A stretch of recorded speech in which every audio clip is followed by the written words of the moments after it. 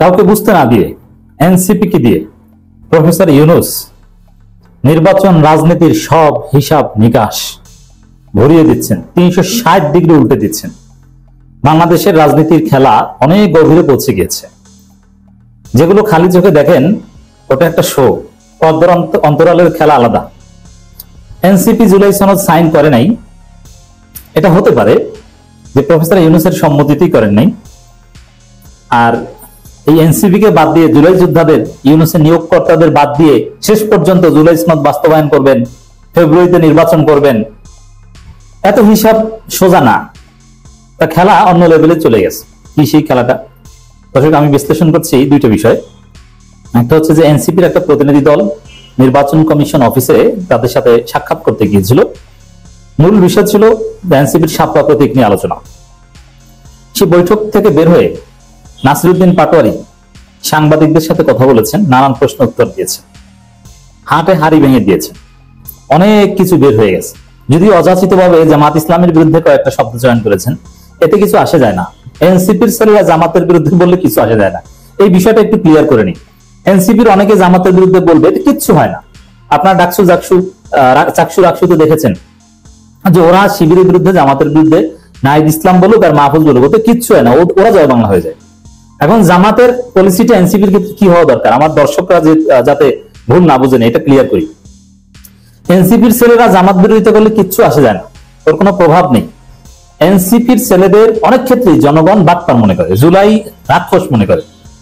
কিন্তু জামাতকে যেটা করতে হবে, যে এনসিপির যে ভালো গুণগুলো আছে এগুলো ব্যবহার করে নতুন বাংলাদেশ গড়তে যা করার দরকার করতে হবে। যেমন এনসিপি উল্টাপাল্টা যাই বলুক, আওয়ামী লীগ নিষিদ্ধ আন্দোলনের সময় জামাত প্রশ্নে অনেক উল্টাপাল্টা আচরণ, জাতীয় সঙ্গীত নিয়ে অনেক কিছু করেছে, হোয়াট এভার। এতে জামাত শিবিরে কিছু হয়েছে, কোনো কিছু ছিঁড়ে নাই। কিন্তু ওই এনসিপির ডাকে জামাত সারা দিয়ে আওয়ামী লীগ নিষিদ্ধ তো হয়েছে, এটা তো একটা বড় অ্যাচিভমেন্ট। আসল কাজ তো হয়েছে, জামাতের লাভ, জামাত চেয়েছে আওয়ামী লীগ নিষিদ্ধ, এটা হয়েছে। এখন জাতীয় পার্টি নিষিদ্ধ জামাতের 5 দফার মধ্যে আছে। এখন এটা যদি এনসিপির মাধ্যমে কোনোভাবে লোক সাপ্লাই দিয়ে করা যায়, ভালো, সমস্যা কি? ওরা জামাতকে গালি দেয়, দেখো ওতে কিছু আসে যায় না। কিন্তু ওদের মাধ্যমে সহজে অনেক কিছু করানো যায়। যেমন এনসিপি চাইলেই শাহবাগ অবরোধ কিংবা যমুনা ঘেরাও করতে পারে, জামাত চাইলেই এটা করতে পারবে না। জামাতের শক্তি আছে কিন্তু এটা করতে পারবে না, অনেক সীমাবদ্ধতা আছে। এই কারণে এনসিপি এটা করবে, জামাত সহযোগিতা করবে। ওরা নাসিরউদ্দিন পাটোয়ারি এই জামাত 10% কিছু কথাবার্তা বলেছে উল্টাপাল্টা, ওগুলো বলুক, ওতে কিছু আসে যায় না, এটা কোনো গুরুত্ব আমি দিতে চাই না। কিন্তু খেলাটা যে লেভেলে পৌঁছে গেছে দর্শক, এটা খুব মজার এবং ইন্টারেস্টিং। সেটা হচ্ছে এনসিপি নাসিরউদ্দিন পাটোয়ারি যে কথাগুলো বলেছেন নির্বাচন কমিশন থেকে বের হয়ে, তার সরল অর্থ হচ্ছে ফেব্রুয়ারিতে কোনো নির্বাচনের পরিবেশ নাই, ফেব্রুয়ারিতে নির্বাচন হবে না। আর জুলাই সনদের আইনি ভিত্তি দিতেই হবে, কোনো উপায় নেই। ওইসব স্বাক্ষরের নাটক করলে হবে না, জুলাই সনদের আইনি ভিত্তি দিতে হবে। আর দেশে ষড়যন্ত্র চলছে, বিভিন্ন জায়গায় আগুন লাগছে, ফেসিবাদের দোসররা এখনো সক্রিয়। এখন পর্যন্ত দেশ আওয়ামী মুক্ত হয়নি, ফেসিবাদ মুক্ত হয়নি। এই পরিবেশে ফেব্রুয়ারিতে কিসের নির্বাচন? নির্বাচনের পরিবেশ আছে? নেই। নির্বাচন কমিশন দালাল কমিশন, নির্বাচন কমিশন বিএনপির দালাল, নির্বাচন কমিশনে কেউ কেউ আছে ডিজিএফআই দালাল। যদিও নাসিরউদ্দিন পাটোয়ারি জামাতপন্থী কেউ আছে বলে ইঙ্গিত দিয়েছেন, কিন্তু জামাতপন্থী কেউ নাই, সব বিএনপি নিয়ে নিয়েছে। এই নির্বাচন কমিশনের মাধ্যমে সুষ্ঠু নির্বাচন সম্ভব নয়। আরেকদিকে আমরা খবর পেয়েছি, আপনারা দেখেছেন, সিসি ক্যামেরার ব্যবহার হবে না নির্বাচনে, এবং ড্রোন ক্যামেরারও ব্যবহার হবে না। এর মানে বিএনপি কে ভোট কারচুপি করে ক্ষমতা দেওয়ার সুস্পষ্ট বন্দোবস্তের দিকে যাচ্ছে নির্বাচন কমিশন। এই নির্বাচন কমিশনকে প্রয়োজনে পদত্যাগ করাতে বাধ্য হবে এনসিপি। এনসিপি সেটা পারবে। এর মানে দেখেন এনসিপির যে অবস্থানটা, জুলাই সনদ বাস্তবায়ন জামাত যেটা সিরিয়াসলি চায়, এনসিপি সেটা ছাড়া কোন নির্বাচন, কোন সামনের দিকে আগানো এটা মানবে না। শাপলা প্রতীক এটা এখন গৌণ বিষয়। জাতীয় নির্বাচনে কোনো পরিবেশ আছে কিনা এটা হচ্ছে মুখ্য বিষয়। যেমন 1.5 কোটি মৃত এবং প্রবাসী বা বিদেশ চলে গেছে ভোটার, তাদের ভোট তো বাংলাদেশের জালিয়াতি করে বিএনপির পক্ষে দিয়ে দেওয়া হবে। এখন আমাদের সামনে একটা চ্যালেঞ্জ হচ্ছে সামনে সুষ্ঠু নির্বাচন, অথচ কারচুপি নির্বাচনের সব আয়োজন এই দালাল কমিশন করছে।